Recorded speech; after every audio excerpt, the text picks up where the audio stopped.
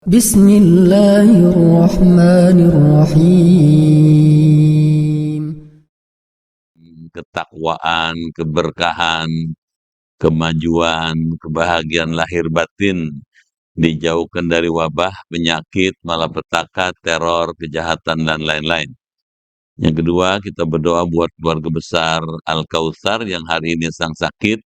Kita doakan Allah angkat penyakitnya, Allah kembalikan kesehatannya, sehingga dapat kembali aktif sebagaimana sedia kala. Menghantarkan doa itu, marilah kita bacakan Ummul Quran, Al-Fatihah.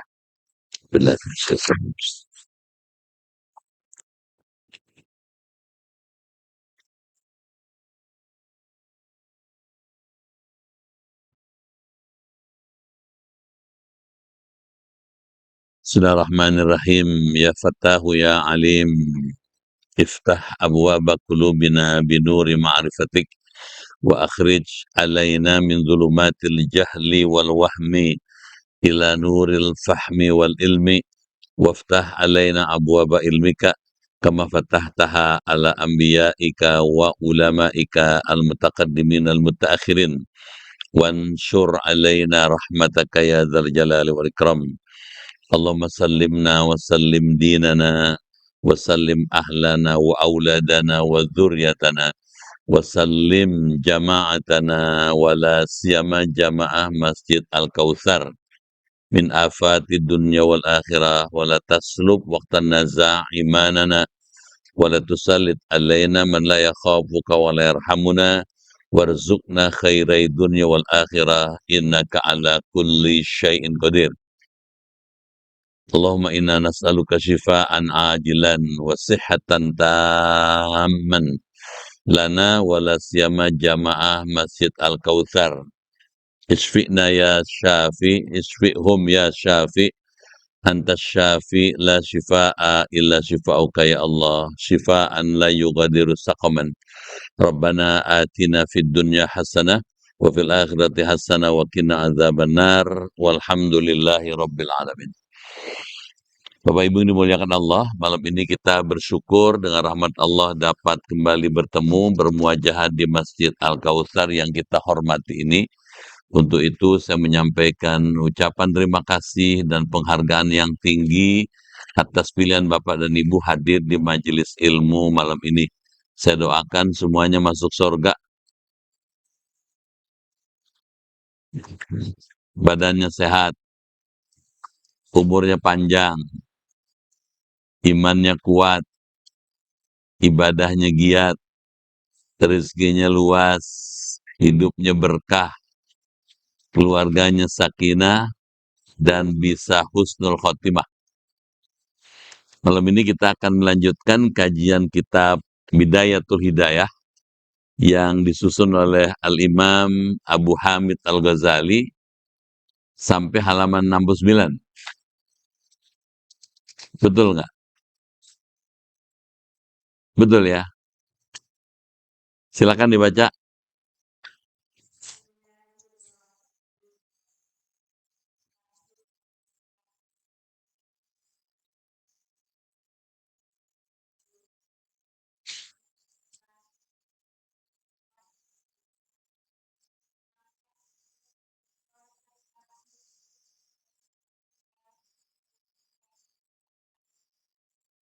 Ad-Dafi.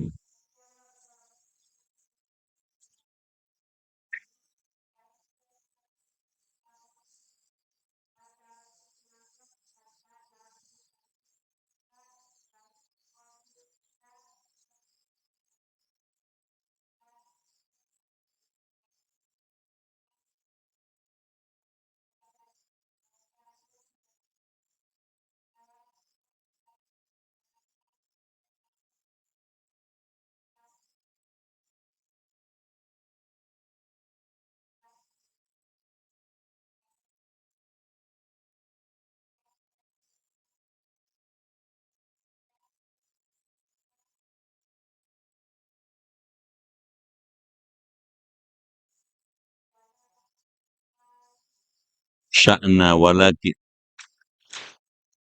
Ya,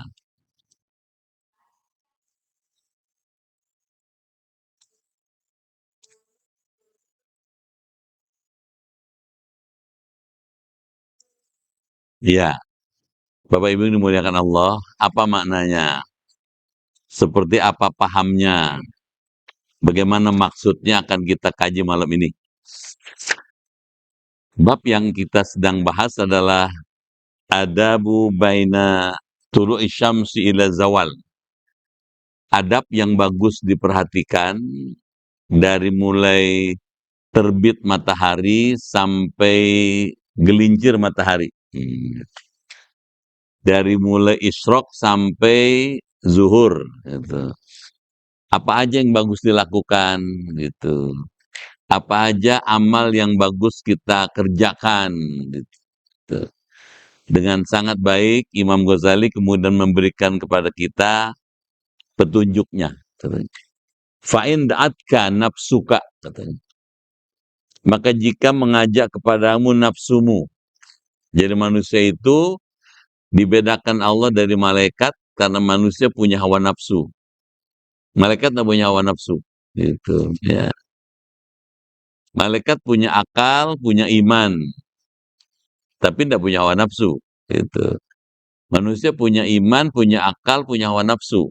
Gitu. Itu bedanya. Kalau syaitan punya akal, punya hawa nafsu, tapi tidak punya iman. Gitu. Nah, nafsu ini selalu mengajak kepada pemiliknya. Pemilik nafsu itu ila tarki ma dzakarnahu. Katanya, kepada meninggalkan apa yang telah kami sebutkan itu. Minal aurat katanya. Daripada wirid-wirid. Kedengeran ya? Jadi bagus kita membiasakan dalam hidup ini ada wirid. Apa tuh wirid? Wirid adalah zikir yang disenantiasakan. Itu. Zikir yang dibaca secara dawam. Contoh nih, kalau habis sholat, itu Nabi ngajarin baca tasbih 33 kali. Ada kan? Tahmid 33 kali. Takbir 33 kali. Kalimat tauhid 1 kali. Kalau itu dilakukan secara teratur, setiap habis sholat disebut wirid. Bisa tangkap? Ya, baik. Nah, setan nggak suka gitu. Kalau kita melakukan wirid yang diajarkan Rasul gitu, nggak senang gitu. Wazkar dan zikir-zikir katanya. Istithqalan lidzalik kalau merasa berat untuk mengerjakan wirid tersebut. Berdasarkan alasan ini, ada tantangan yang dihadapi oleh manusia ketika hendak mendekat pada Allah. Gitu. Tantangan itu datang dari luar dirinya. Kedengeran ya? Gitu ya. Nah, tantangan itu berasal dari syaitan. Kalau setan itu menggoda kita, dia membuat kita jauh dari Allah. Kedengeran? Terus dikasih tahu apa saja tuh tipu daya syaitan itu, katanya. Fa'lam, maka ketahuilah, katanya. Anna syaitana, bahwasanya syaitan itu al-la'in yang dilaknat Allah, qaddassa fi qalbika da'a ad-dafin, telah memasukkan ke dalam hatimu katanya penyakit ya, yang disembunyikan. Kedengeran? Nah, mesti ditulis kali ini. Menarik nih untuk dibahas.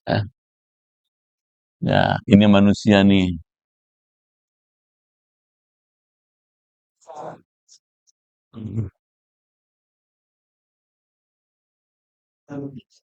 Gitu ya. Nah, manusia hidup kan ada tujuannya bukan? Ada goalnya. Ada tujuannya. Kalau dalam ilmu tasawuf, tujuannya liqa'ullah. Kedengeran? Perjumpaan dengan Allah.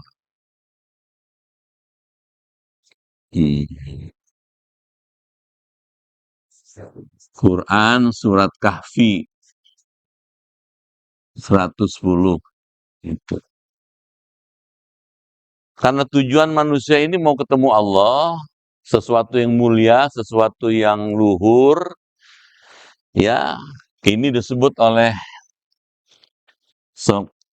ilmuwan disebut the ultimate goal. Nah, gitu. Tujuan yang sangat mulia, yang sangat jauh, the ultimate goal. Nggak ada lagi yang paling jauh dibandingkan ini. Gitu. Untuk sampai ke sini ada kendala. Kendala yang datang kepada manusia. Kendala yang datang ini disebut kendala yang datang dari luar diri manusia. Setan. Beneran? Tuh, ya tuh. Nah, kendala ini disebut external constraint. Ya, external constraint.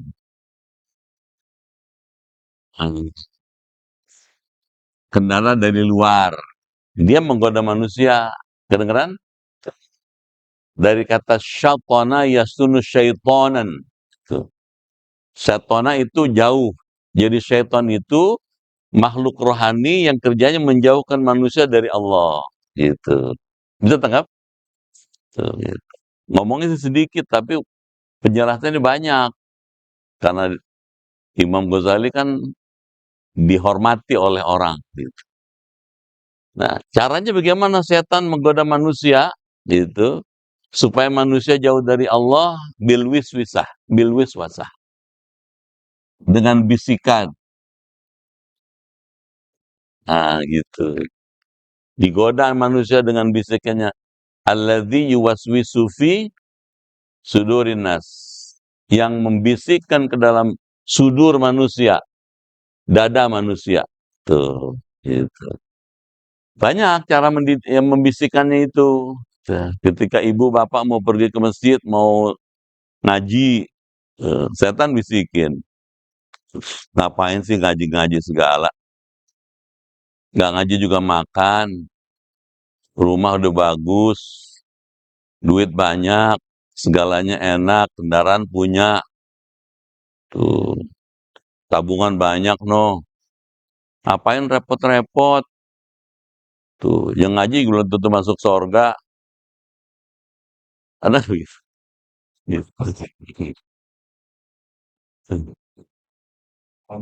Ah, ngaji penting buat tambah masukan ilmu, kata kita. Setan bisikin lagi, belum tentu datang ustadznya. Kalau macet datangnya telat. Ah, jarang mangkir kok, yang ada yang jemput tuh katanya Pak Firman katanya gitu. Dijamin dah pasti dijemput. Kalau yang jemput belum datang tenang aja. Gitu. Siapa tahu ustadznya sakit. Oh, setan jahat juga tuh. Nanti bener juga, nggak pasti ini ngaji. Yang pasti aja deh, gitu. Nah, jadi bisikannya jahat nih, setan. Tuh. Seolah-olah bener, padahal jahat. Tuh. Jadi membisik-bisikan ke sini. Nah, ini supaya dia jauh dari sini. Itu targetnya setan tuh. Bagaimana memasukkan bisikan ke sini? Ah, membuat hatinya manusia ada penyakitnya. Ada penyakit hati.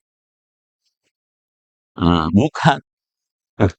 Kalau liver itu penyakit hati fisik. Hati ada dua macam. Ada hati jasmani, ada hati rohani. Kedengeran ya? Kalau hati jasmani itu tugasnya dokter. Saya nggak punya kompetensi, nggak bisa menjelaskan karena saya nggak belajar. Kalau saya ngomong begitu malah salah. Kedengeran? Gitu. Nih, yang dibikin oleh setan, penyakit hati, hati rohani. Gitu. Hati rohani. Kedengeran? Gitu, ya. Baik. Apa saja hati rohani itu? Gitu. Penyakit rohani, penyakit hati rohani, wahwa hubul mal, cinta harta. Tuh, jadi penyakit hati manusia karena perbuatan setan, Satu, hubul mal, cinta harta. Orang kalau sama harta, oh dihitung sampai sampai rinci, gitu ya. Dari mana datangnya, berapa masuknya, keluarnya berapa, kemana aja keluarnya, aduh rinci tuh gitu. Mana bukti-bukti pengeluarannya, gitu. Waljah, manusia punya penyakit berikutnya, cinta kedudukan, cinta tahta. Coba Papa lihat. Orang biar kayaknya biar apa, udah punya duit triliunan, kalau ditanya belum puas, belum. Gitu. Kalau belum jadi penguasa, gitu. Coba lihat. Biar duitnya banyak, dimakan nggak habis. Tapi kalau ditanya, saya belum selesai. Saya belum berkuasa di Indonesia. Jadi tuh naik dia. Cinta harta, cinta tahta. Fa'iyyaka, dikasih tahu nih sama Imam Ghazali. Maka waspadailah, hati-hati kalau bahasa yang gampang. Antaktarro bihi, bahwa engkau tertipu dengannya, gitu.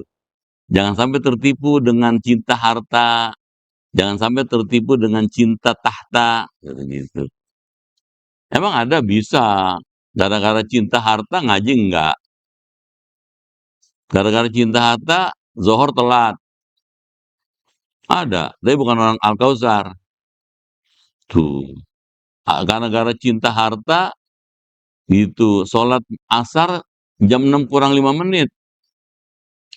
Iya, baru takbir Allahu Akbar, adzan maghrib. Tuh gimana? Setan tuh, nih dulu nih jelas gitu. Ini duit jelas nih, objek kan jelas. Di depan mata. Kalau lepas udah susah lagi. Kapan lagi? Oh gitu. Kak, sholat kan bisa kita atur lah. Gitu. Setan tuh Pak. Kedengeran ya? Tuh. Jadi tausiahnya Imam Ghazali, waspadalah, jangan sampai tertipu katanya. Fatakuna dohkatan lahu, maka jadilah engkau ditertawakan oleh syaitan. Kalau kita tertipu, diketawain sama setan. Tuh. Kedengeran nggak? Tuh. Misalnya nih, khotib lagi bicara, dia ngobrol, gitu. Orang sini bukan, tuh. Khotib bicara, ngobrol, tak dapat pahala sholat Jumatnya. Faqad lagha, kata Nabi. Waman lagha la Jum'atalah. Siapa yang lalai, nggak ada pahala Jumat. Tuh. Nah, setan ngakak. Syukur lo, capek-capek nggak dapat pahala. Coba. Ngobrol, gitu. Paham tuh? Dohkatan lahu, katanya, diterawakan oleh setan. Fayuhlikuka, lalu dia membinasakan kamu, gitu. Rugi dong. Umur habis, nggak dapat pahala, rugi dong. Tuh. Sumber daya kita keluarkan tapi nggak dapat hasil, rugi, gitu. Jadi setan ingin ngajak kita rugi, katanya. Wa yuskharu minka, dan mengolok-olokkan padamu. Diolok-olok, tuh dikatain sama setan. Siapa suruh ngikutin saya, gitu. Saya kan cuma ngajak doang, kamu katanya mau. Kedengeran nggak nih? Jadi tausiahnya apa tuh? Di sini dibutuhkan ketelitian, kewaspadaan. Bagaimana menghadapi penyakit hati? Dibutuhkan kewaspadaan. Tuh. Makanya ya meskipun ini lokal, ya kultur lokal, tapi masih ada faedahnya. Ya, orang disuruh eling lan waspodo. Bahasa apa tuh?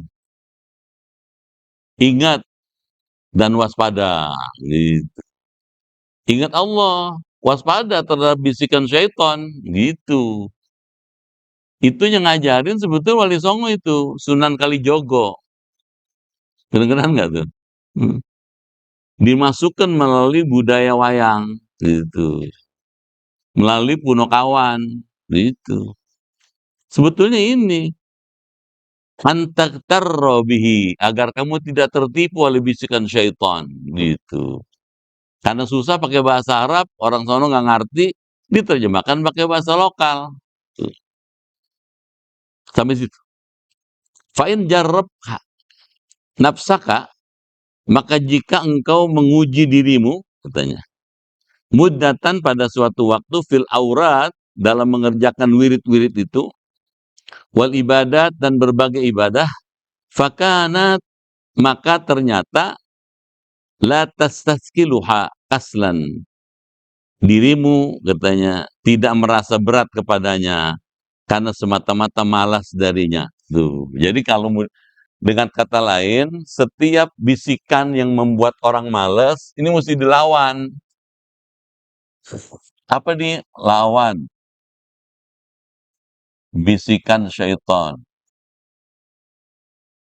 bisikan setan. Lawan.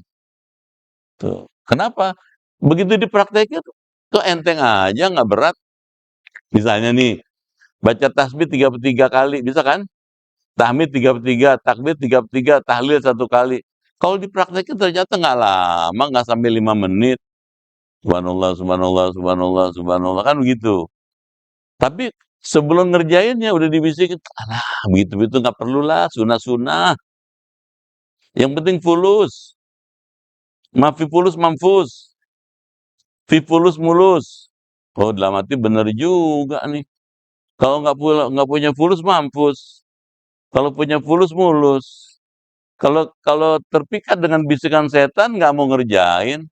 Padahal nggak sampai 5-10 menit tuh. Berapa sih lamanya? Tuh, gitu. Tertipu oleh bisikan dia nih, jahat nih. Lawan tuh setan, gitu. Dan ya, jangan takut. Nggak ada kamusnya setan bikin mati orang, nggak ada.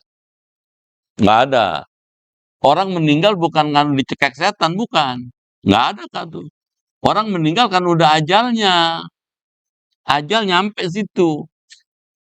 Sakit apa meninggal? Dicekek setan, nggak ada. Nggak ada tuh. Bapak cari deh. Karena yang bisa membuat orang meninggal bukan setan. Gitu. Kullu nafsin dha'iqatul maut. Tiap-tiap makhluk bernyawa pasti akan merasakan kematian. Nah, kalau orang mati itu memang udah ajalnya, udah ada ketentuannya dari zaman dulu. Sebelum dia lahir udah ada tuh. Begitu Bapak dalam kandungan ibunda kita, umur 4 bulan, udah ada catatannya. Lahir tanggal sekian, hari ini jam sekian, detik anu, menit anu. Meninggal hari anu, jam sekian, udah ada. Tuh. Cara meninggalnya tergantung pada ikhtiar manusia, gitu. Ada meninggalnya caranya bagus, husnul khotimah. Ada meninggalnya caranya nggak bagus, su'ul khotimah. Tuh. Di situ kita diminta ikhtiar, usaha. Gitu. Jelas? Lakin, tetapi katanya, dhaharat raghbatuka. Nampak katanya, kegemaran kamu fit tahsil ilmin nafi, dalam menghasilkan ilmu yang bermanfaat, katanya. Walam turid bihi, dan engkau tidak menginginkan dengannya illa wajhallahi ta'ala, kecuali katanya keridhaan Allah Ta'ala, wa darul akhirah, dan katanya kesenangan hidup di akhirat. Di sini bukan desa tapi dan negeri akhirat. Jadi kalau begitu gimana nih, katanya, melawan ini dengan apa? Isi waktu ya. Ini kan topiknya nih, waktu antara terbit matahari, maaf, sampai gelincir matahari. Tuh. Dari isyraq sampai zuhur. Ini yang lagi sedang dibahas katanya. Yang bagus apa? Waktu antara isyraq sampai zuhur diisi dengan menuntut ilmu yang bermanfaat. Tuh, itu. Ya, mohon maaf nih. Ya, bagus ya. Kalau boleh, saran saya jangan kenal umur. Nuntut ilmu tuh kapan aja. Ya, apalagi masih muda. Ya, saran saya, mumpung masih muda rebut ilmu. Ya, gitu. Kata Imam Ali bin Abi Thalib, siapa orang menguasai ilmu di masa muda, masa tua dalam genggaman. Tuh. Belajar, jangan berhenti. Maaf ya, jangan nganggur. Ada kesempatan belajar, belajar gitu. Mana nih bermanfaat, ambil, ikut gitu. Kenapa? Pasti ada gunanya nanti di akhir waktu. Sekarang mungkin belum waktu masih muda, begitu sudah tua baru berasa bener tuh dulu. Nih, ilmu bermanfaat. Kenapa? Karena ilmu bermanfaat ini yang dibaca Nabi waktu sholat antara qobliyah subuh nunggu qomat. Tuh. Tuh doanya tuh Allahumma inni as'aluka ilman nafi'an wa amalan mutaqabbalan wa rizqan thayyiban. Yang mula-mula diminta ilmu bermanfaat. Ini dia. Baru amal yang diterima. Yang ketiga baru rezeki. Tuh. Lihat, lihat Bapak lihat. Kenapa ilmu dulu? Bukan rezeki dulu. Tuh. Karena ilmu ini nur, dia penerang ya. Dengan ilmu itu kita dikasih jalan ke sono no, gitu. Dia membuka jalan, mencerahkan hidup. Gitu. Kedengeran?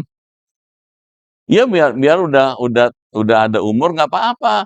Cari kesempatan waktu antara ini nih belajar. Ada nggak yang bisa ngisi waktu-waktu ini gitu. Majelis ilmu, apa aja belajar.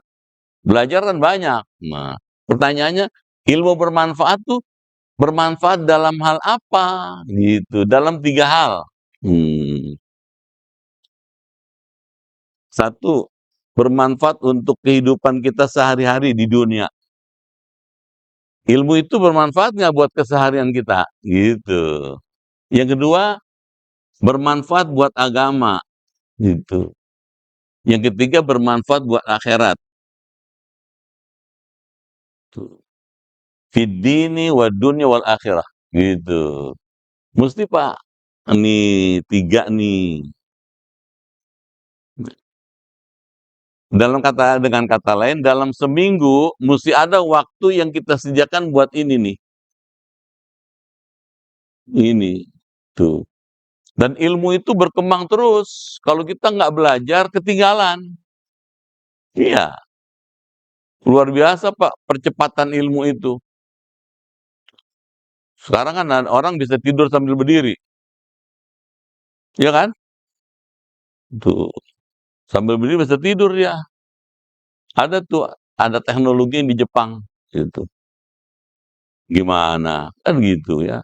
Macam-macam orang bikin supaya orang senang. Gitu. Dulu orang kalau belanja kan mesti datang ke pasar. Ya kan?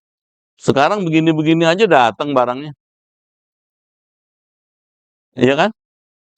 Dulu belinya datang ke toko, kasih uang, bawa barang.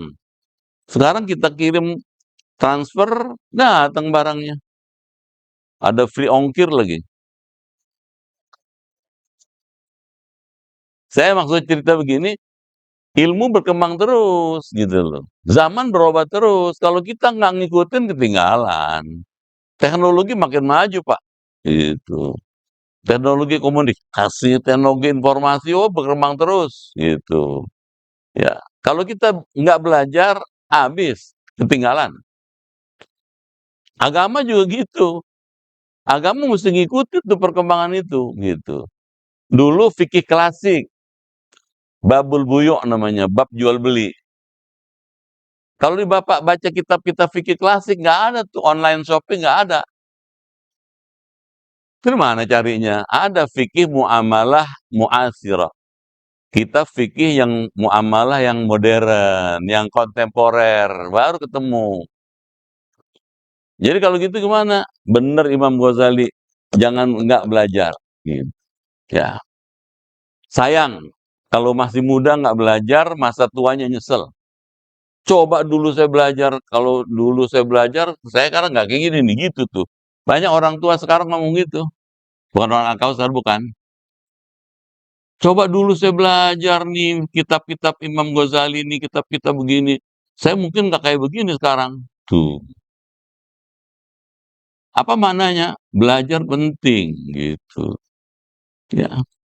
Jangan cuma belajar ilmu-ilmu lahiriah dunia aja. Ilmu akhirat juga pelajarin. Baik. Walam turid bihi illa wajhallah katanya. Dan katanya engkau tidak menginginkan dengannya kecuali karena keriduan Allah. Jadi mesti ada motif. Nah, itu. Kalau mengisi waktu antara isyraq sampai zuhur, ini motifnya mesti jelas. Motifnya karena Allah.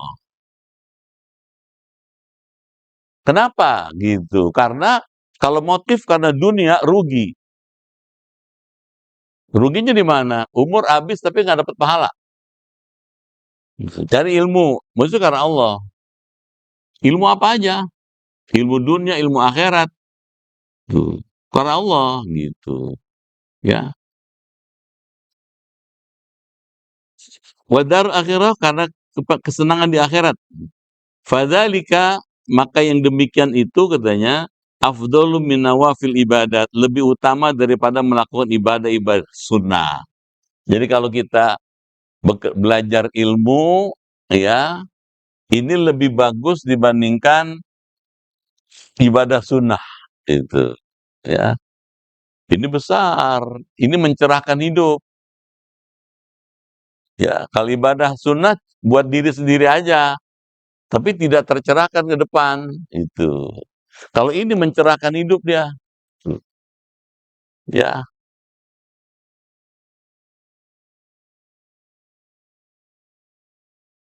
Berapa tahun Nabi Musa belajar 30 tahun.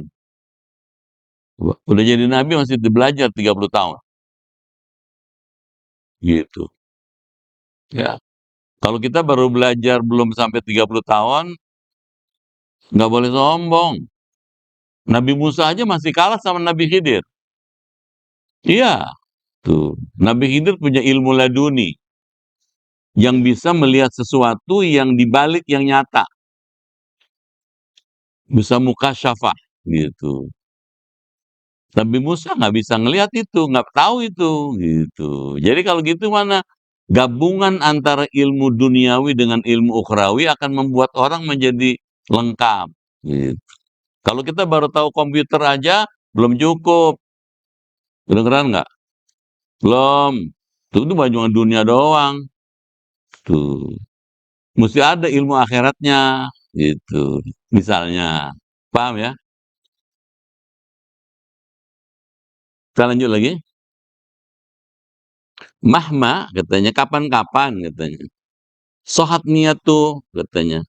Sah niatnya. Walakinna sya'na fi sihatin niyah, akan tetapi urusan yang dihitung ialah dalam sah niatnya itu, fa illam tasihha, maka jika tidak sah niat itu, fahuwa ma'dinun ghururil juhal, maka menghasilkan ilmu itu adalah katanya tempat tipuan orang-orang yang bodoh gitu. Jadi jangan sampai kita dianggap oleh agama sebagai orang yang tidak cerdas gitu. Jadilah yang cerdas gitu. Wa mazillatu aqdami rijal, dan tempat tergelincirnya telapak kaki para ulama gitu. Jadi motif ini mahal. Niat di balik amal itu menjadi menentukan gitu. Bapak ini berangkat dari rumah ke Masjid Al-Kautsar. Kalau niatnya karena Allah, berkah. Yang amin cuma 2 orang.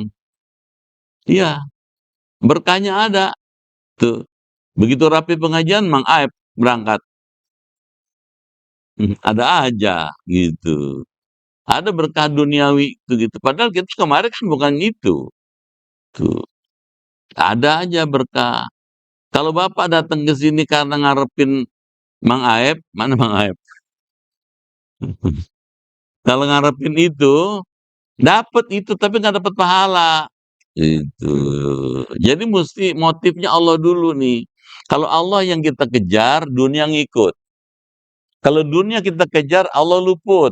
Tuh, jelas. Yang kita kejar Allahnya, gitu. Dunia pasti ngikut. Keberkahan, kemudahan, kelancaran, kebaikan, manfaatnya banyak.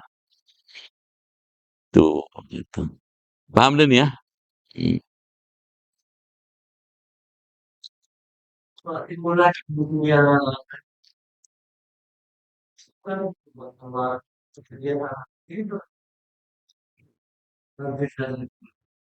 Ya,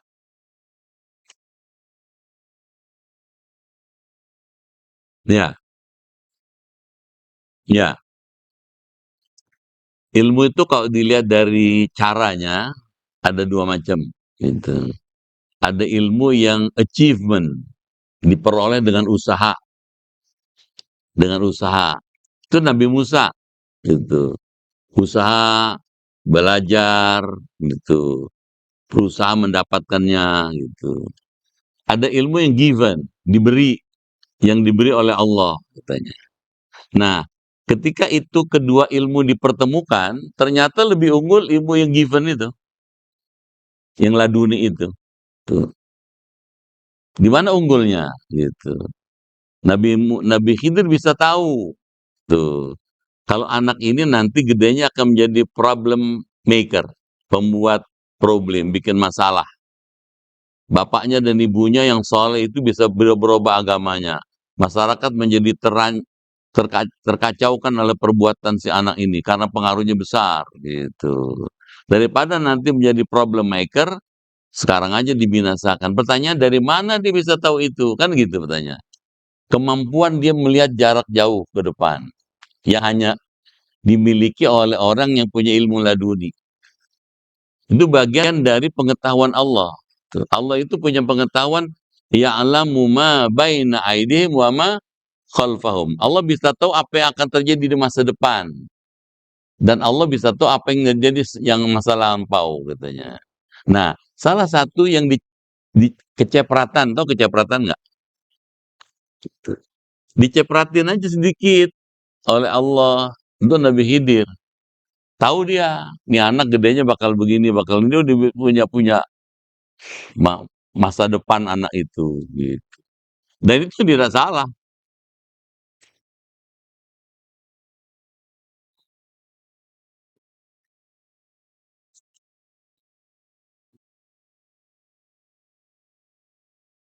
Ya di Quran kan Pak, beda. Itu ayat Quran itu tidak langsung bisa aplikatif sekarang, tidak bisa dipraktekkan. Yang mesti Bapak baca bukannya membunuhnya, ilmu di balik itu gitu. Bukan dipraktekin kalau oh ini bisa nih bunuh aja. Nah, ditangkap polisi, bisa dihukum.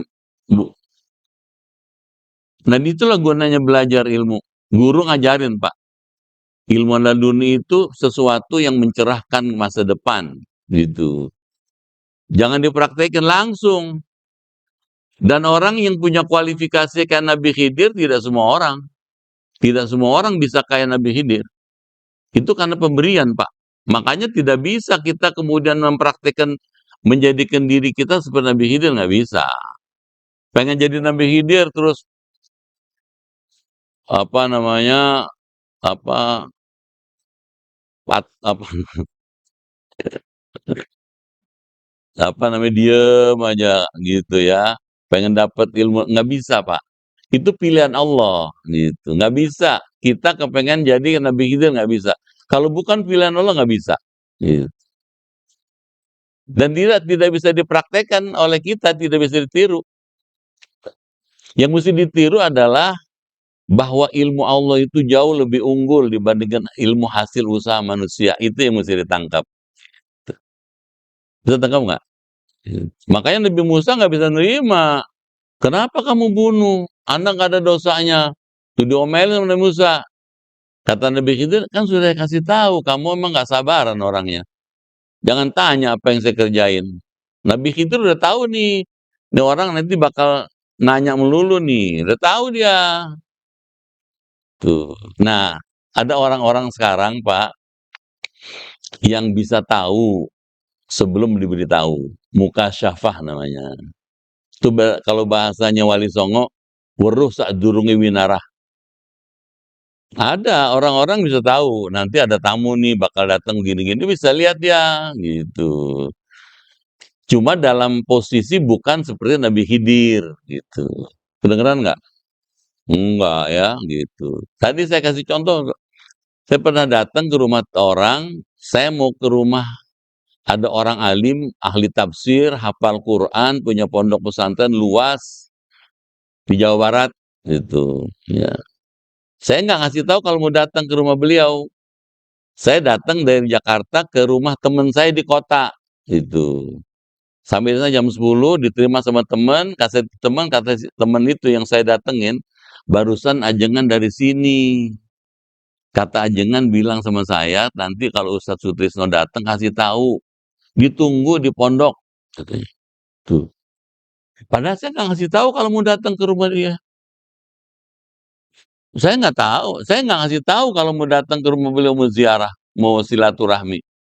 Jangan nggak, kasih tahu saya tungguin ya. Udah disediain no, sayur asem sama cobek-cobeknya. Sambelnya udah disediain sama ikan asin kata gitu. Padahal saya suka memang makan waktu itu sayur asem sama ikan asin. Dia tahu tuh kesukaan saya. Bener, saya datang udah disambut, Pak. Disambut dengan sudah senang sekali dan dia bisa tunjukin diperagakan. Di depan saya tuh, "Coba Pak Ustadz lihat nih," katanya. Ada santri, ya, santri senior, itu ditiban batu nggak apa-apa. Tibanin batu, gede batunya, nggak apa-apa. Kok bisa? Bisa. Ada zikirnya, ada ilmunya, gitu. Kedengeran nggak tuh? Lihat langsung saya, gitu. Dia begini, ditibanin batu gede, nggak apa-apa, nggak berdarah, tuh, malah batunya mental, gitu. Apa artinya? Ilmu banyak, gitu.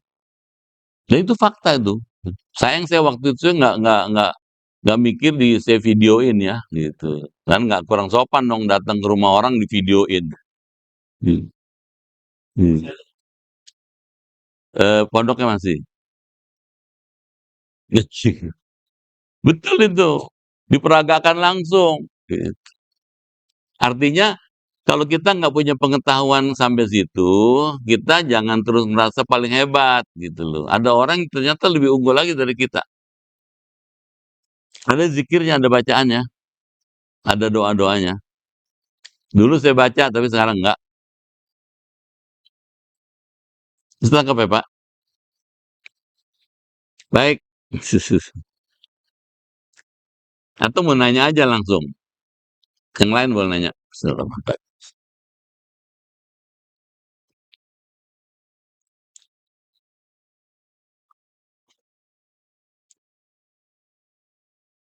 Ini ada baru external constraint, ya, kendala dari luar.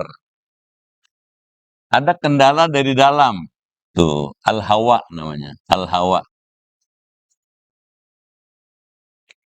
Bahasa Indonesia hawa nafsu. Hmm. Ini internal.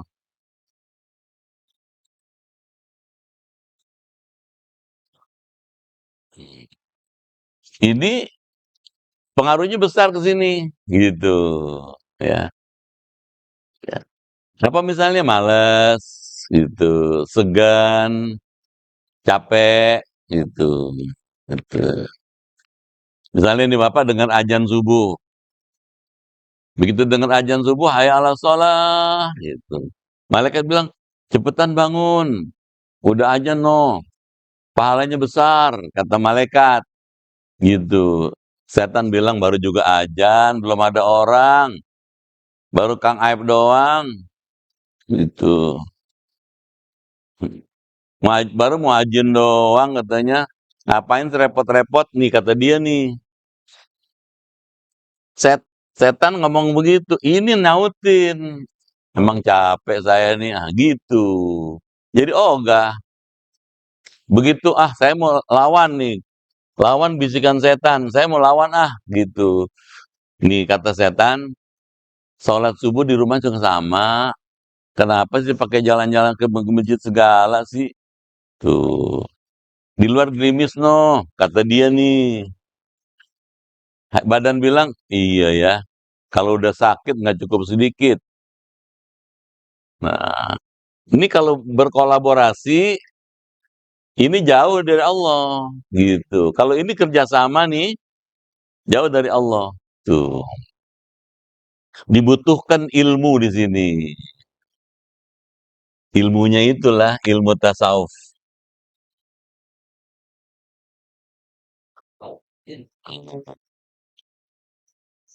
Dia akan ngasih resep, gitu, ngasih preskripsi namanya. Ilmu tasawuf itu kalau diperes, asalnya dari ilmu tauhid. Hmm.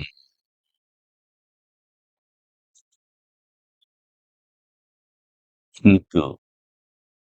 Yang bilang Ibnu Athaillah As-Sakandari, seorang ulama ahli tasawuf dari Mesir. Ilmu tauhid dengan ilmu tasawuf dua hal yang saling menguatkan. Kalau ilmu tauhid mengajarkan pengetahuan tentang seperti apa mengesahkan Allah. Nih, sifat Allah, katanya, af'alnya Allah, perbuatannya, asmanya Allah kayak apa di sini. Tuh. Ya, zatnya Allah seperti apa. Nah, ilmu tasawuf ngasih resep. Kalau Anda kepengen deket sama Allah, begini caranya. Nah, dia ngasih tahu tuh, gitu. Jadi ini saling mengait-mengait. Makanya yang ditempuh oleh Masjid Al-Kautsar udah nggak salah tuh. Iya, ilmu tauhid, jauharatul tauhid. Tasawufnya bidayatul hidayah. Udah cocok. Kedengeran nggak? Nuh. Mereka yang tidak mendalami langsung ngecap. Jangan belajar tasawuf bid'ah. Tuh. Padahal dia ngasih resep nih, mau kemari. Tuh, Bapak lihat. Bid'ah dari mana? Ada ayatnya, ada hadisnya. Bisa tangkap nggak? Saya cuma mau ngasih tahu, jangan mudah tertipu oleh bisikan. Jelas tuh? Ini ada ayatnya. Ketemu Allah ada ayatnya.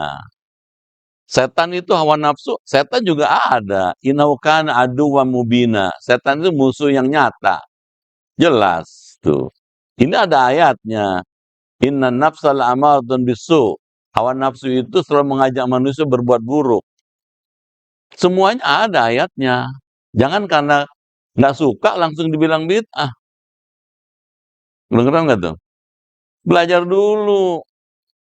Misalnya Bapak nggak suka rendang, jangan bilang rendang nggak enak. Marah orang Padang. Paham nggak tuh? Tiap hari saya makan rendang, dibilang nggak enak. Paham nggak tuh? Kan nggak bijaksana dong. Bisa tangkap nggak tuh? Tuh.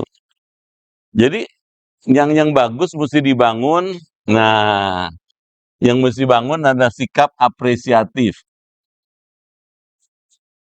menghargai gitu, bukan sifat pejoratif, merendahkan. Yang mesti dijauhi ini nih, jangan suka ngatain, jangan suka nyela.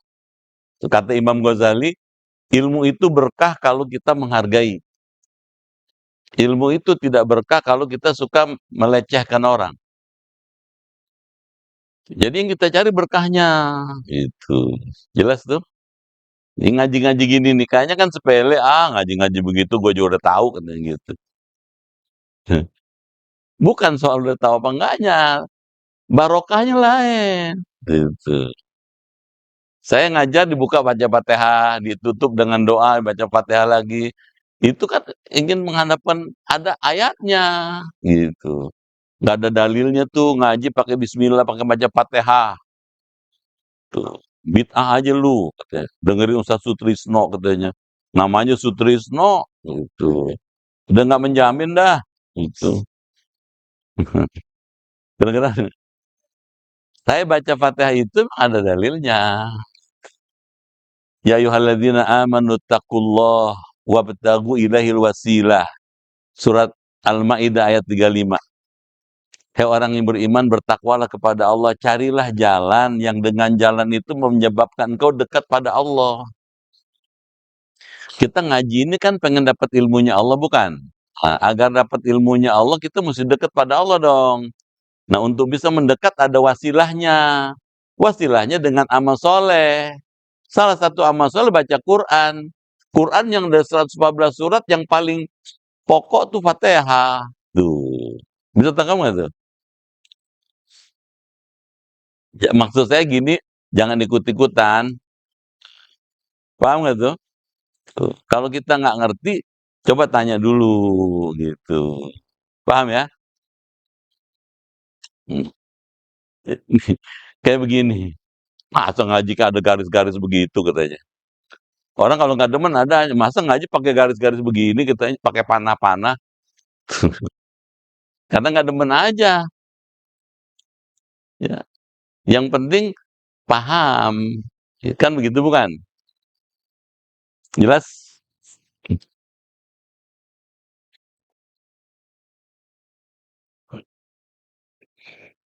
Baik. Ini pindah nih al-halatus tsaniyah. Ya, ini lebih panjang lagi nih, ya.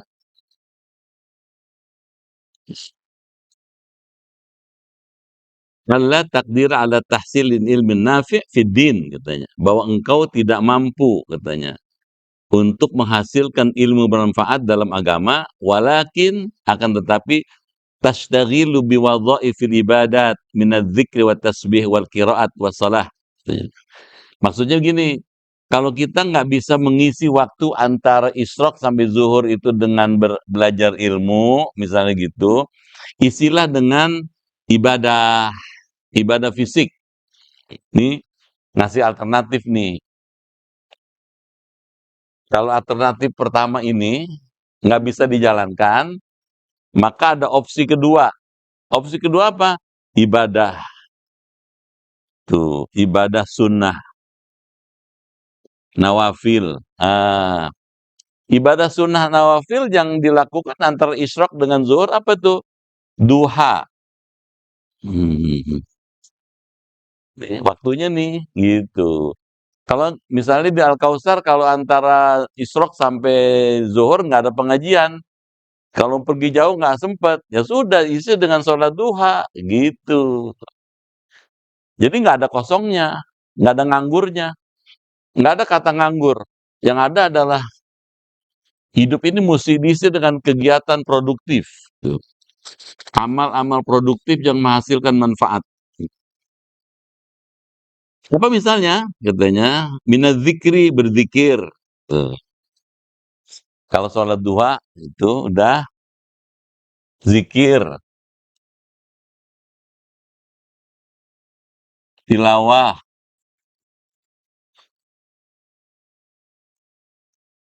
sholawat. Ah,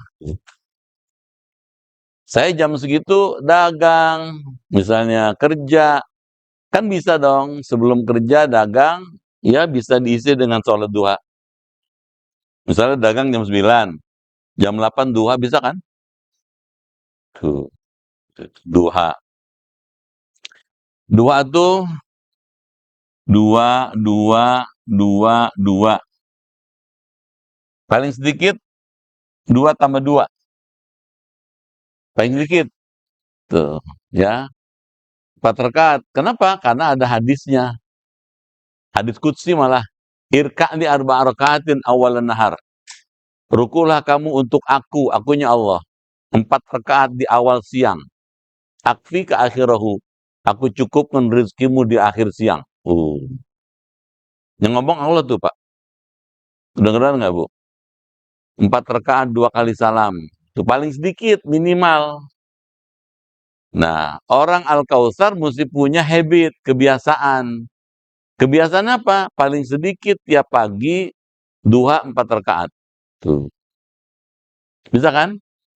Tuh. Kalau 4 rakaat udah biasa, udah kulino, 8. Tuh. 8 juga udah biasa saya, 12. Ya kan? 12, saya masih kepengen lagi. Siti Aisyah mengatakan Nabi Muhammad kalau sholat duha, itu masya'a, semaunya. Nggak kehitung rakaatnya. Duh. Kenapa? Cinta pada Allah. Tuh. Bahkan ada hadis Nabi Muhammad sambil naik onta, sholat duha. Kedengeran nggak? Tuh, sambil naik onta, sholat duha Nabi. Bapak berangkat nih, kerja nih, dinas, misalnya gitu. Sambil naik mobil, kan nyentir orang lain. Sholat duha aja di mobil. Bagus. Tuh. Makanya orang Islam itu kalau boleh saya sarankan ibu bapak, kalau keluar rumah, mau kemana aja, wudu. Tuh. Kalau belajar tasawuf gitu, wudu. Gitu. Kalau wudu, siap ibadah. Gitu. Kenapa? Karena setiap saat kita bisa melaksanakan ibadah tuh. Tuh. Nih. Tuh.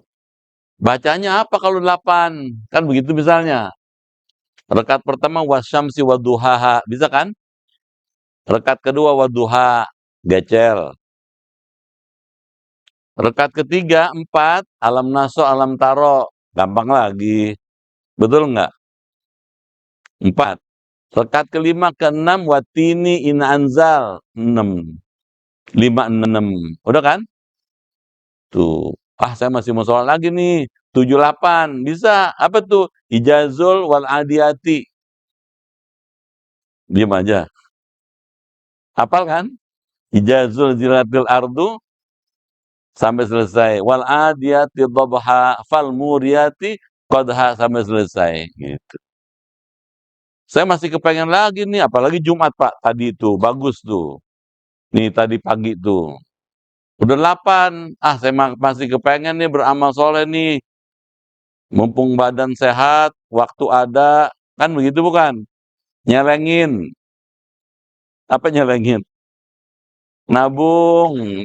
Udah, maaf ya, apalagi udah pensiun. Betul.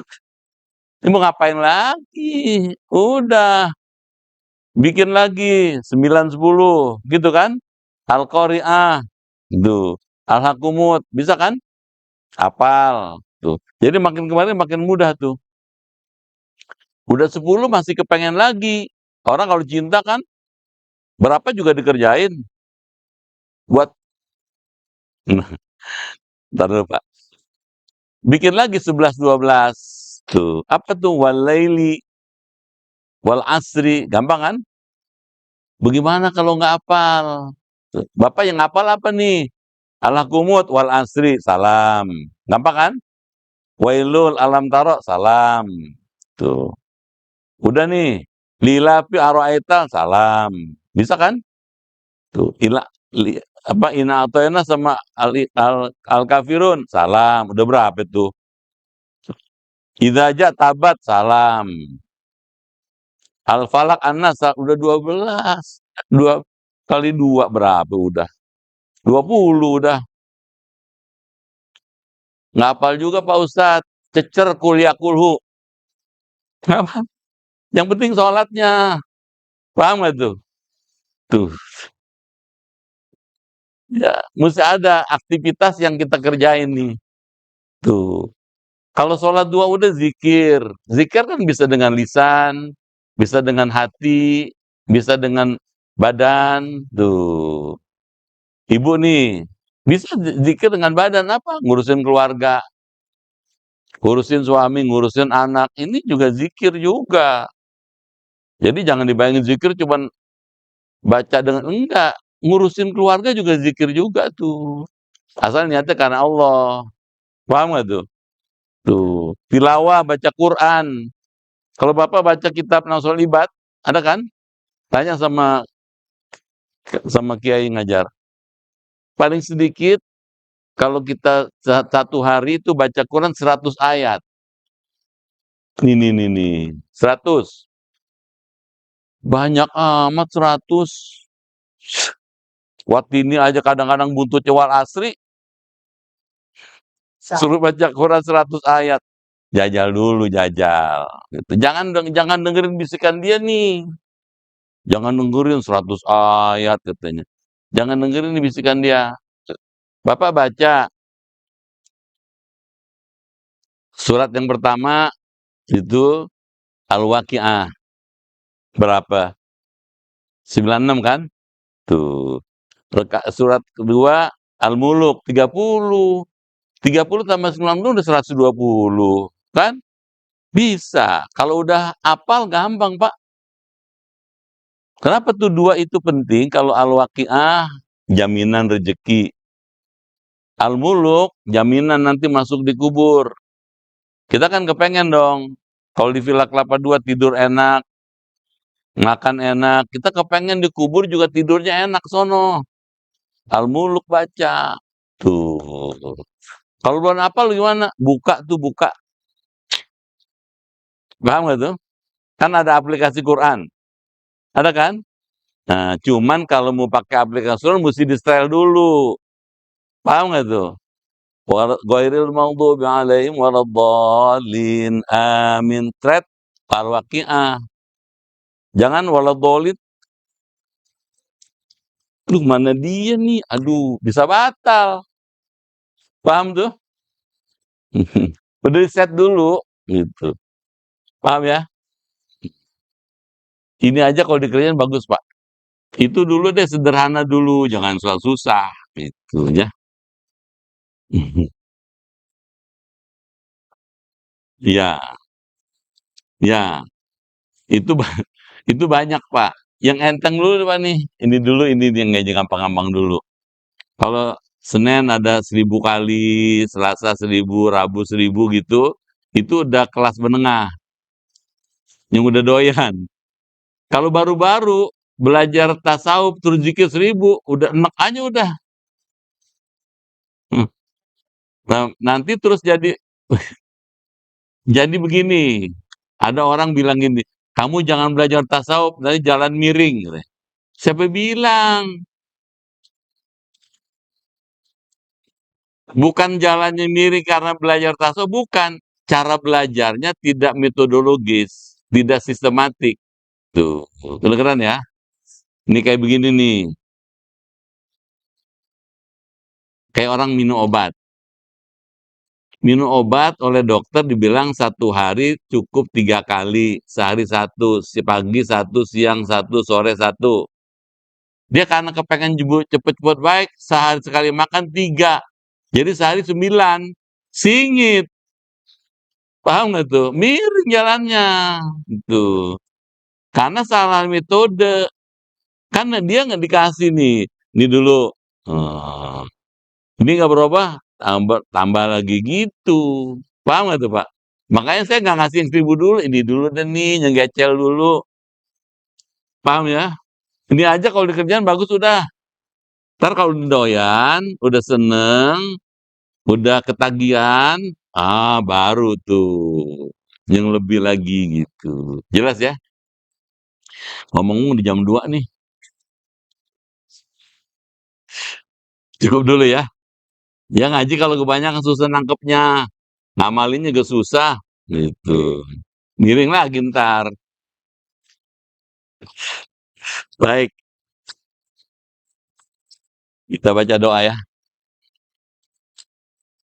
Mohon pada Allah semua yang hadir, keluarga di rumah sehat, imannya kuat, ibadahnya giat, hidupnya berkah, keluarganya sakinah, dan bisa husnul khotimah. Al-Fatihah.